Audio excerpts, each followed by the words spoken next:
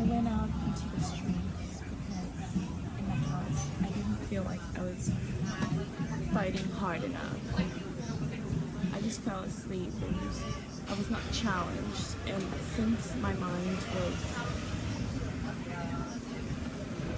destined for greatness, I decided to go to the greatest, which is those in whom the world thinks are the least greatest. Nobody really understands the military soldiers.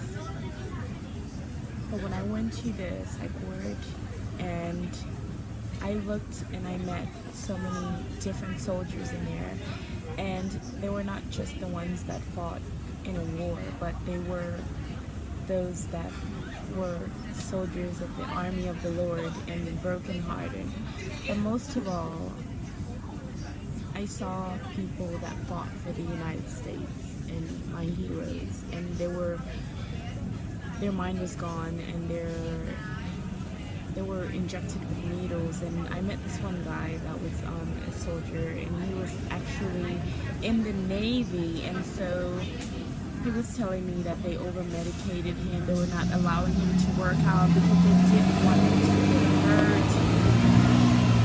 And so we sat in there together. This was my first hospital experience in Queens, and we sat in there together, and I remember just like preaching with him and reading the Bible. He was like the tallest guy ever, and he had told me how he was ripped away from his daughter and his wife. I believe she had left him or something happened, and he was just in the hospital the whole time.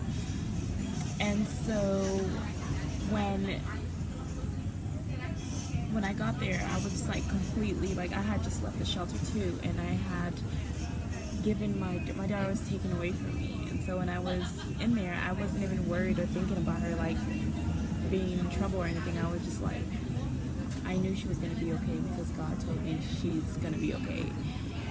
And so I was like, okay, you know what? I'm not thinking about this. And so when I got there, I was just so happy and just so free and so at peace inside of myself. It was like something just had been lifted off of like my entire shoulders and head and eyes and every single thing. And it's like everything was different. I mean, it felt like, you know, that moment when you like orgasm, having better, like that was it. And when I got in there, it's like I was in an ambulance and everybody was like just like the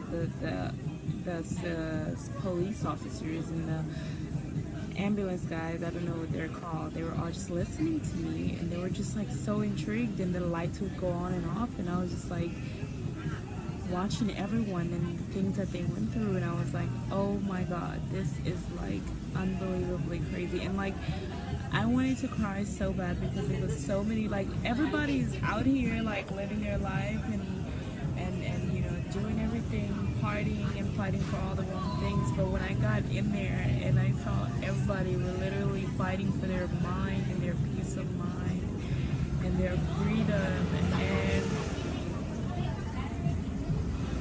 it just completely like touched my heart. I'm great, thank you. So I was just like, oh my God. And it was God, Jesus Christ, like holding my hand and just like telling me, let me show you, you know, what's happening in the world and what's going on. And everything that I saw was just like, you know, people gone, just consciously gone. And it's not like they want to hurt them or anything. It's just that they don't know what else to do with them. And it's like, I knew I had to come out. I felt guilty in the house. Like, it's not even that. My mom was like overwhelmed with me. And also me, I couldn't sleep. And I just felt like I had to work. I had like massive energy. And I was like, I had to keep working. I had to keep working. And so I lost my mind too. I went everywhere. And so I decided, God told me, go out in the streets. And that's going to make you feel better, because I feel like I just had it way too good, like, you know, and so I came on here to feel better about myself, to find something, you know, because every time I went out, like, to the streets or to be in the shelter, I saw God, like, I found him, like, I heard him, and I felt him, like, you see and feel God when you don't have nothing, like, that's when your mind is not cluttered with, like, materialistic things in this world, and so when your mind is not cluttered with those things, you really see and feel God, which is the soul of the person, and you want to do the right thing. You don't want to live for things that mean nothing, like, especially when you know you can get them. It's like, no, I want something meaningful, something. This life is too beautiful to be like just living off of stupid shit. Like, I went where the riches are, and people are just like talking about, oh, what outfit you're gonna wear, spending thousands of dollars on something stupid. I mean, wearing like leather, like killing animals just so we can dress up. That shit doesn't mean nothing. And you can just go to another place and wear like knockoffs, where it's not like, you know, I prefer to wear a knockoff, you know, than make it my own, rather than wearing like some expensive fur that someone just killed an animal and took a life so I can wear it. No, please don't give it to me, don't put it on me, I don't want it.